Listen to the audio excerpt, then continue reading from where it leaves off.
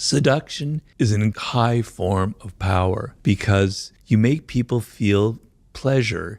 You make them feel excited or interested in you, and then their resistance to your ideas slowly lowers, and you have the ability to influence them and to move them in the direction that you want. If you yell at them, like how we were talking about your child, and you tell them, do this, do that, they resent it, and for good reason.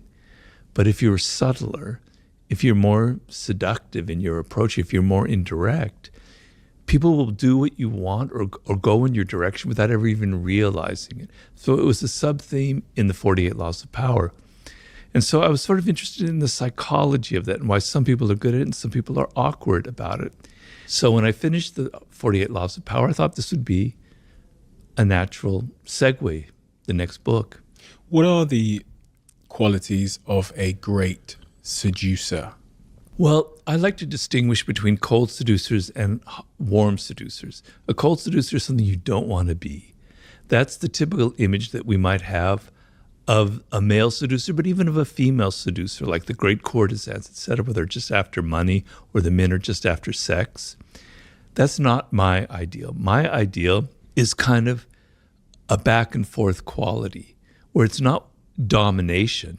It's sort of like a game that you're playing. It's like a mating game. It's like a courtship ritual where both people are kind of seducing each other. And so what makes for a great seducer is very simple. I can summarize it very simply. You are outer directed.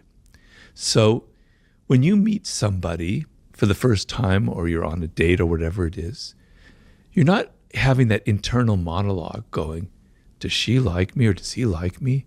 Am I dressed well? Am I saying stupid things? What can I do to impress them? No. You turn it off and you're outer directed and you're listening to them and you're entering their spirit and you're hearing them say things that give you idea of what they're missing in life, of what they want, of what their needs are, of what makes them an individual. You're absorbing it, you're entering into their spirit, and then you can reflect it back to them. You can give them gifts. You can take them to places that show that you're attentive to them. Because if you look at how we are in our day-to-day life, normally people never pay us attention. They're always so self-absorbed. They're never thinking about us. The times where you get the sense that people are actually interested in who you are as an individual is pretty rare.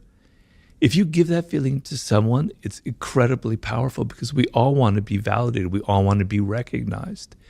So the seducer is not someone who's all worried about him or herself and thinking. They're involved in the other person. They're absorbed like a sponge inside their psychology.